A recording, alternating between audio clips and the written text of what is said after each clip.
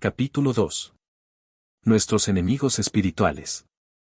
Los demonios son enemigos espirituales y es responsabilidad de cada cristiano enfrentarlos directamente en la batalla espiritual. Por lo demás, hermanos míos, fortaleceos en el Señor y en el poder de su fuerza. Vestíos de toda la armadura de Dios, para que podáis estar firmes contra las acechanzas del diablo. Porque no tenemos lucha contra sangre y carne, sino contra principados, contra potestades, contra los gobernadores de las tinieblas de este siglo, contra huestes espirituales de maldad en las regiones celestes. Efesios 6, 10 al 12. Pues aunque andamos en la carne, no militamos según la carne, porque las armas de nuestra milicia no son carnales, sino poderosas en Dios para la destrucción de fortalezas. 2 Corintios 10, 3 y 4. La Biblia emplea la analogía de la lucha con referencia a nuestra batalla con Satanás y sus huestes. Luchar es una descripción exacta y señaladora. Habla de una pelea cuerpo a cuerpo, de agarrarse personalmente con los poderes de las tinieblas. Casi todos nosotros preferiríamos utilizar un cañón gigante para desaparecer a estos enemigos desde muchos kilómetros de distancia, pero esto no es posible. La batalla es muy personal y de cerca. El enemigo es un enemigo espiritual. Las armas son espirituales. El término lucha también sugiere tácticas de presión. Nos habla de las tácticas que Satanás usa para presionarnos. Así lo hace en las áreas de nuestro pensamiento, emociones, toma de decisiones y en nuestros cuerpos físicos. Con frecuencia los creyentes se sienten oprimidos por el enemigo en una u otra forma.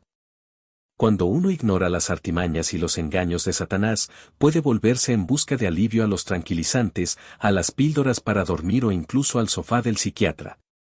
Pero el remedio de Dios para vencer las opresiones demoníacas es la batalla espiritual. La Biblia nos muestra cómo el cristiano puede, a su vez, presionar a los demonios para derrotarlos. Por consiguiente, debe aprender las formas prácticas en que esto se hace. Debe echar a un lado sus armas carnales ineficaces y tomar las poderosas armas espirituales. El creyente debe conocer su propio armamento y también saber cómo emplearlo. Asimismo, debe conocer las tácticas del enemigo y cómo derrotarlo. Efesios 6:12 expresa 4 cosas importantes sobre nuestro enemigo espiritual. Primero, dice que luchamos contra principados. El término griego para principados es archas. Esta palabra se usa para describir cosas en una serie, como gobernantes, líderes y magistrados. Así, una serie de líderes o gobernantes describiría su rango y organización. Por tanto, la palabra principados nos dice que el reino de Satanás está muy organizado. Las fuerzas de Satanás quizás se parecen mucho a la organización que tiene el ejército, donde el presidente es el comandante en jefe y luego siguen los generales, coroneles, mayores, capitanes, tenientes y así hasta el último soldado. Satanás es la cabeza de su reino y tiene bajo él un rango de espíritus gobernadores que, al final de cuentas, le están sujetos. El término principado se define como el territorio o jurisdicción de un príncipe, o la región que da título a un príncipe. Así vemos que estos espíritus gobernadores están asignados a áreas tales como naciones y ciudades. Esto se deduce del relato de Daniel 10. Daniel buscaba una palabra de Dios por medio de la oración y el ayuno, y después de 3 semanas apareció un ángel. El ángel le explicó que se había demorado en llegar con el mensaje de Dios porque había tenido un encuentro con el príncipe del reino de Persia. No se refería a un príncipe terrenal, pues nadie podía contender con un mensajero de los cielos. Hablaba, por tanto, de un príncipe demoníaco. De esto resulta claro que hay espíritus demoníacos gobernantes, colocados por Satanás, sobre naciones y ciudades a fin de llevar a cabo sus propósitos malvados. Los problemas que persisten y que, de una forma u otra, son una plaga para las iglesias y los hogares pueden, además, indicar la presencia de agentes especiales del mal que han sido asignados para causar problemas también en estas áreas. De esta manera, descubrimos que nuestra batalla espiritual comprende mucho más que nuestras vidas individuales. Luchamos por el bienestar de nuestros hogares, de nuestras comunidades y de nuestra nación. El enemigo está cuidadosamente organizado y efectúa sus movimientos con propósitos malignos. Segundo, se nos dice en Efesios 6:12 que nuestra lucha es contra potestades. La palabra griega para potestades es exousias. Este término también se traduce como autoridad y nos dice que los demonios colocados sobre diversas áreas o territorios reciben autoridad para llevar a cabo las órdenes que les han sido asignadas. El soldado cristiano no debe desmayar ni descorazonarse al saber que a quienes se enfrenta han recibido autoridad, porque el creyente tiene una autoridad aún mayor.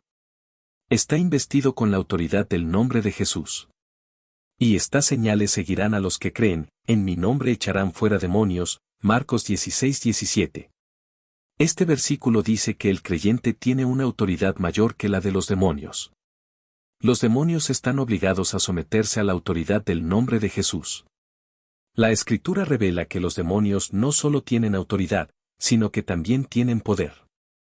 En Lucas 10:19 leemos del poder del enemigo.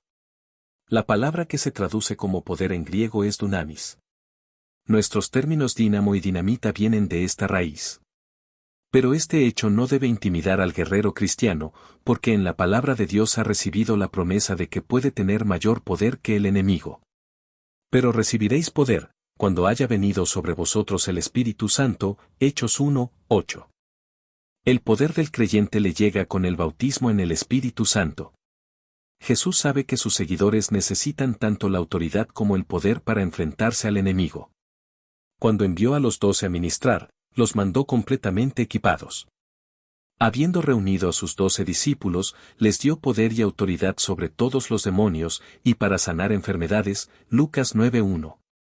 Un poco después, en su ministerio, Jesús envió 70 discípulos de 2 en 2, y al regresar le informaron que habían procedido con éxito ante los poderes demoníacos en el nombre poderoso del Señor Jesucristo. En efecto, leemos así. Volvieron los 70 con gozo, diciendo, Señor, aún los demonios se nos sujetan en tu nombre. Y les dijo, yo veía a Satanás caer del cielo como un rayo. He aquí os doy potestad de hollar serpientes y escorpiones, y sobre toda fuerza del enemigo, y nada os dañará. Lucas 10:17-19.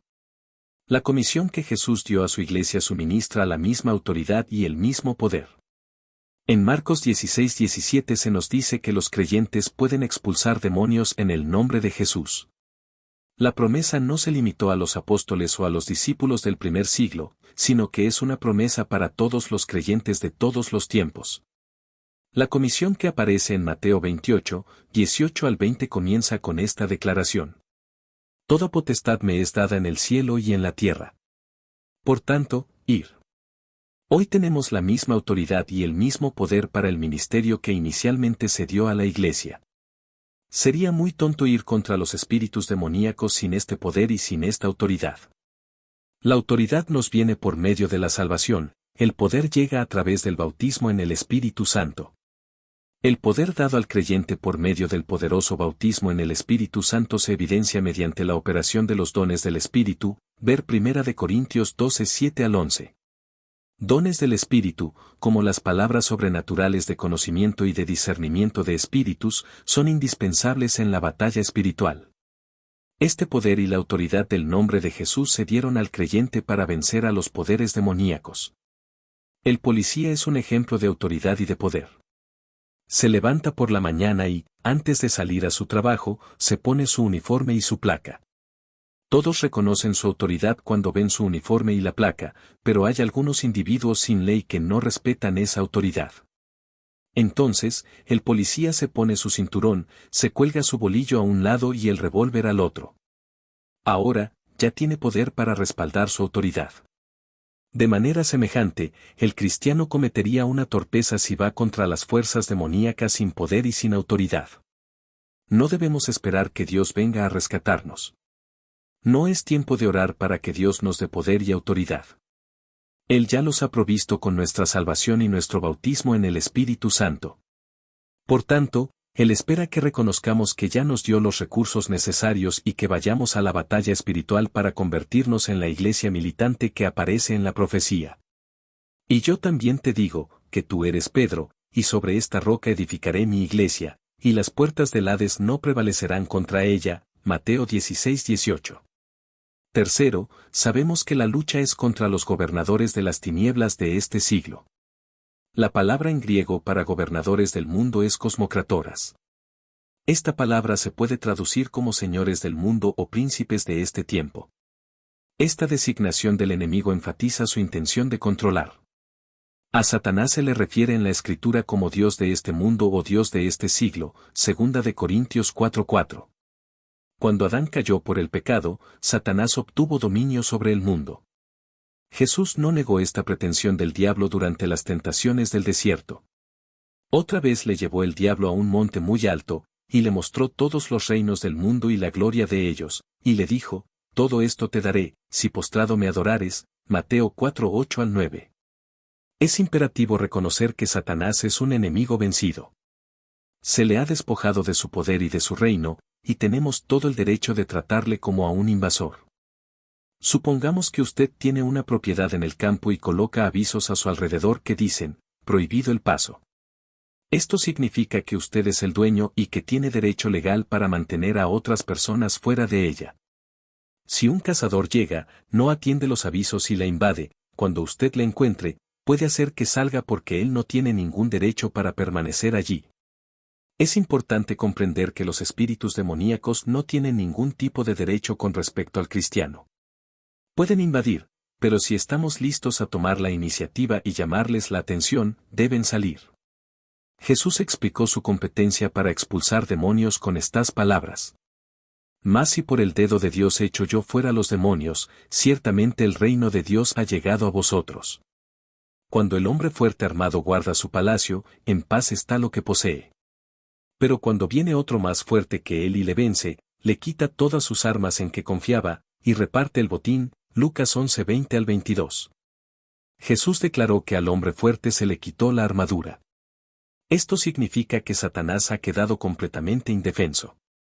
La expresión todas sus armas es la palabra griega panoplia, que solo se usa una segunda vez en el Nuevo Testamento.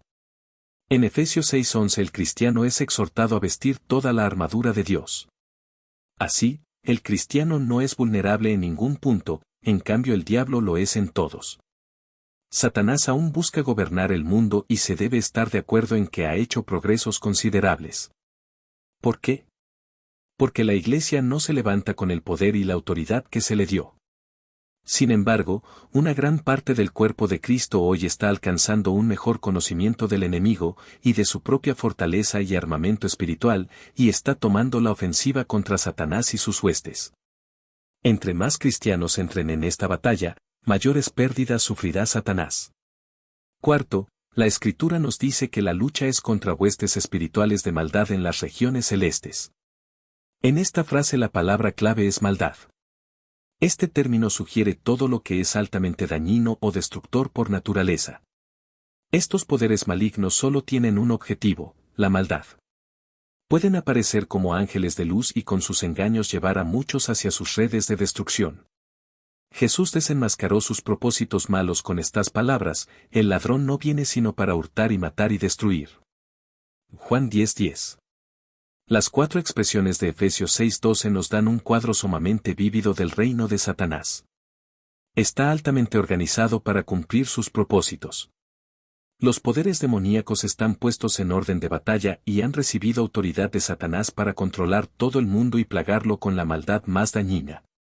No hay ventaja para nosotros en ignorar las fuerzas y los métodos del demonio. Esto solamente permite que Satanás obre sin ser descubierto y sin oposición. Dejar de participar activamente en la batalla espiritual es insinuar que no cuidamos lo que se hace de nosotros mismos, nuestros seres amados, nuestra comunidad, nuestra nación y nuestro mundo. Muchos cristianos no se han comprometido en la lucha espiritual porque nunca han recibido enseñanzas sobre su importancia ni sobre la forma como debe llevarse a cabo. Hoy Satanás ostenta su poder por medio del espiritismo, del ocultismo, de las religiones falsas y de las sectas, como nunca antes en toda la historia de la humanidad. La Iglesia se está viendo obligada a reexaminar sus propios recursos. Un periódico citó a Billy Graham cuando dijo: todos los que estamos comprometidos en la obra cristiana, estamos de manera continua conscientes del hecho de que estamos batallando con fuerzas y poderes sobrenaturales. Es perfectamente obvio para todos nosotros en la obra espiritual que los demonios pueden poseer a las personas, hostigarlas y controlarlas. Más y más ministros deben aprender a usar el poder de Dios para liberar a la gente de estas terribles posesiones del diablo. Dios está hoy levantando un poderoso ejército que va contra el demonio con armas espirituales. Los resultados son impresionantes. Por medio del ministerio de la liberación, millares de miembros del pueblo de Dios están siendo liberados de los tormentos que causan los espíritus del mal.